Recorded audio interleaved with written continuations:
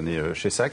Jérôme, L'expression du jour. c'est en lien avec notre sujet? Oui, ouais, j'ai essayé. D'accord. Ouais. Bienheureux les fous, parce qu'ils sont fêlés, ils laissent passer la lumière. Et justement, quand on se, quand on se plonge dans l'univers de chez Sac, on est tout de suite séduit par ce sens rare, précis de la lumière, une exploration permanente des formes, des couleurs, et on se dit qu'il doit régner chez cet artiste une belle, une douce, une précieuse folie. On a l'impression que chez Sac est un allumeur de rêves, un dompteur du loufoque, un dénicheur de biscornus, un débitant de passion, un genre de magicien qui, avec toute forme de matériaux, même ce qui est bon à jeter, crée de la vie. Chez lui, peindre, c'est comme respirer, c'est aimer, c'est mourir, c'est vivre, quoi. Les couleurs, les formes, c'est pas des simples jeux pour retrouver un coin de paysage ou faire joli.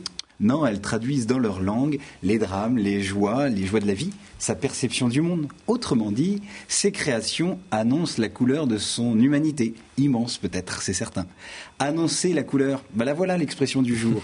Et d'où vient-elle vraiment?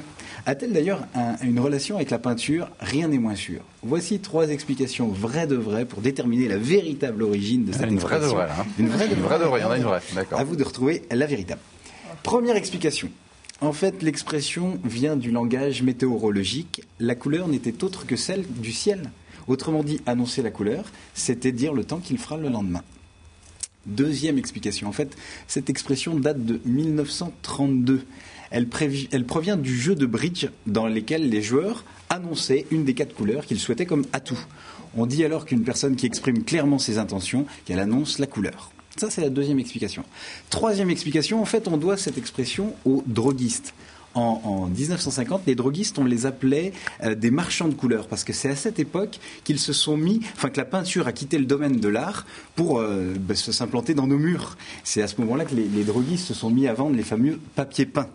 Et justement, quand le droguiste arrivait avec ses échantillons, eh bien, pour faire choisir son client, il lui demandait d'annoncer la couleur pour mieux cibler le choix. Voilà. 3 explications. À votre avis, laquelle est la véritable? Mon Dieu, spécialiste, Moi, je pensais la deuxième, mais j'aimais bien la première. Pauline? Moi, la troisième est assez amusante, on va dire la troisième. Ouais. Chantal Michaud? J'avais pensé d'abord à la deuxième, maintenant... Ouais. Vous nous avez induit en erreur. Ouais. Oui, mais c'est vrai que les 3 sont... Aurélien et Leslie, vous avez une idée? Première, moi, plutôt. Moi aussi, première. Moi, la 2, moi. La 2 C'est le jeu de cartes. C'est la deuxième.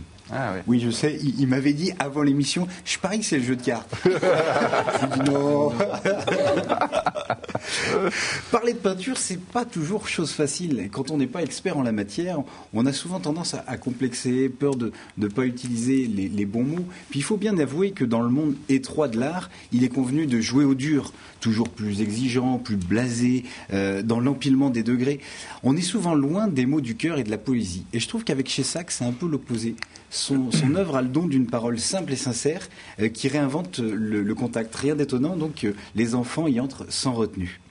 Chez Sac, c'est un peu un poète avec des ailes de peintre. C'est comme ça qu'on qualifiait Chagall, parce que je pense qu'il aime profondément les gens, et loin de les mépriser ou de les attirer par la flatterie, il a des exigences qui visent haut. Et il est bien connu que ce sont des hauteurs qu'on peut étendre l'horizon. Et alors ça, si c'est pas une preuve d'amour, alors moi j'ai envie de dire tout simplement, mais merci que des lieux comme ça existent pour continuer de nous faire partager chez Sac.